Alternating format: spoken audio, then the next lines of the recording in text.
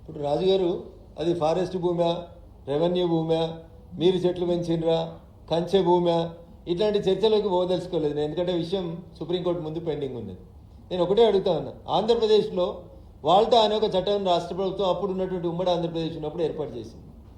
వాల్టా చట్టం ఏం చెప్తుందంటే, మీరు మీ ఇంటి కాంపౌండ్లో ఉన్న చెట్టుల్ని కొట్టాలన్నా రాష్ట్ర ప్రభుత్వం అనుమతి తప్పనిసరి అని చెప్తుంది, లేదా మున్సిపల్ అధికారుల అనుమతి తప్పనిసరి అంటుంది. ఒకవేళ అవి ఏమైనా పర్యావరణానికి సంబంధించినటువంటి చెట్లు, టేక్ చెట్లు లాంటివి అయితే అటవీ శాఖ అధికారుల పర్మిషన్ కూడా తీసుకోమని చెప్తుంది. ఒక్క చెట్టు కొట్టాలంటేనే ఇన్ని అనుమతులు తీసుకోవాల్సిన రాష్ట్రంలో 3 రోజులలో 100 ఎకరాల్లో 1000 చెట్లు ఎట్లా నరికినారని చెప్పి సుప్రీంకోర్టు జడ్జిలే ఆశ్చర్యపోతున్నారు. ఇంతకంటే ఎక్కువ ఏం కావాలన్నా తెలియదని నేను అనుకుంటలేను. తెలిసి కావాలని రాష్ట్ర ప్రభుత్వం తనకున్నటువంటి అర్జెన్సీ తొందరగా ఆ భూముల్ని బ్యాంకు మార్టిగేజ్ నుంచి రిలీజ్ చేసుకొని ఎవరికో వేలంలో అమ్మేసి 1000 కోట్లు వస్తే దాని పేరిట అభివృద్ధి చేస్తున్నామో, అప్పులు కడుతున్నామో అని చెప్పడానికి చేసినటువంటి ఒక ప్రయత్నం తప్ప అధికారులకు తెలియదని నేను అనుకోవట్లేదు. Because they are well versed with the subject. కాబట్టి అన్ని తెలిసినా ఏమవుతుంది, మేము అధికారంలో ఉన్నాం, మమ్మల్ని ఎవరు ఆపుతారో అనేటువంటి ఒక దురహంకారంతో ముందుకు పోయింది. కాబట్టి ఇలా ఎదురు దెబ్బ దాకింది తప్ప ఇంకొకటి కాదు.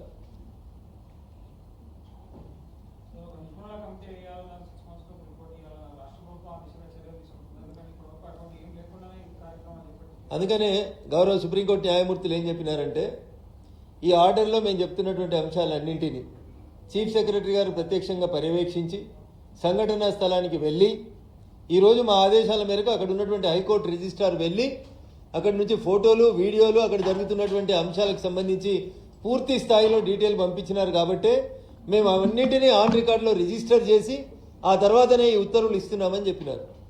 సుప్రీంకోర్టు ఉత్తర్వులను రాష్ట్ర ప్రభుత్వం గౌరవించాలని, నెల రోజుల్లో నిపుణుల కమిటీ వేయాలని, నిపుణుల కమిటీ ఇచ్చేటువంటి నివేదిక ఆధారంగా భవిష్యత్తులో చర్యలు తీసుకోవాలని ఒక బాధ్యత గల పార్లమెంట్ సభ్యునిగా నేను ఈ రాష్ట్ర ప్రభుత్వానికి సూచిస్తా ఉన్నాను.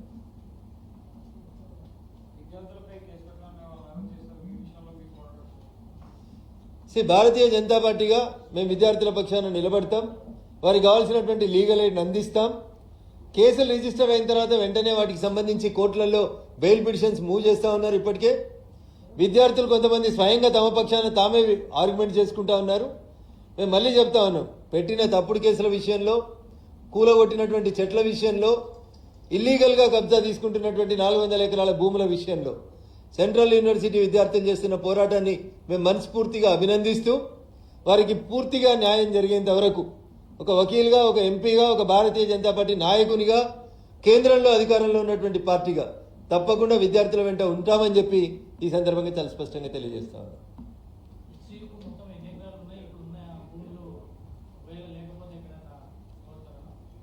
1973లో భాగ్యనగరంలో హైదరాబాద్ సెంట్రల్ యూనివర్సిటీ పేరిట ఒక యూనివర్సిటీని పెట్టాలనుకున్నప్పుడు అప్పుడు అధికారంలో ఉన్నటువంటి కేంద్ర ప్రభుత్వం 2374 ఎకరాలని హైదరాబాద్ సెంట్రల్ యూనివర్సిటీకి ఇవ్వడం జరిగింది.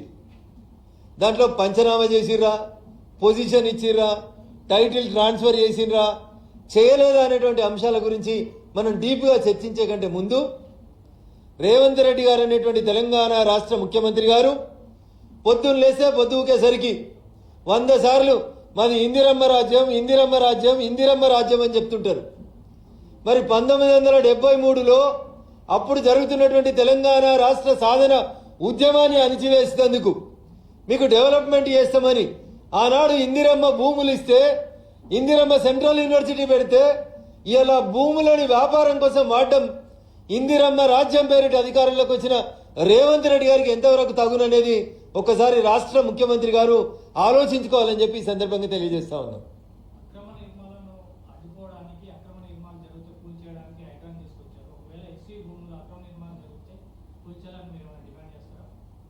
డే 1 అన్నా నేను హైదరాబాద్ సెంట్రల్ యూనివర్సిటీ మీద మాట్లాడినప్పుడే మొదటి మాట చెప్పిన, చెరువులు కుంటలలో కట్టినటువంటి ఇల్లీగల్ కన్స్ట్రక్షన్స్ని తొలగించి పర్యావరణాన్ని రక్షించడానికి హైడ్రా తెచ్చిన అని చెప్పినటువంటి రాష్ట్ర ముఖ్యమంత్రి గారు మరి ఇక్కడ ఇన్ని 100 చెట్లు, 1000 సంఖ్యలో ఉన్నటువంటి పశుపక్షాదులు నిరాశ్రయానికి పొందుతున్నప్పుడు ఎందుకు ముఖ్యమంత్రి గారు ఆలోచిస్తలేరు, హైడ్రా కమిషనర్ ఏం చేస్తున్నారని మొట్టమొదటి రోజునే ప్రశ్నించడం జరిగింది. దీంట్లో బేషజాలకి పోవాల్సిన అవసరం లేదు. నువ్వు గెలిచినవా నేను గెలిచినవా పంచాయతీ అవసరం లేదు. ఇది తెలంగాణలో ఉన్నటువంటి ఒక గొప్ప సంస్థ, హైదరాబాద్ సెంట్రల్ యూనివర్సిటీ, భాగ్యనగరంలో ఉన్నటువంటి ఒక గొప్ప విద్యాలయాన్ని కాపాడుకోవడానికి అందరం కలిసి కొట్లాడాల్సినటువంటి బాధ్యత మనందరి మీద ఉందని చెప్పి ఈ సందర్భంగా తెలియజేస్తూ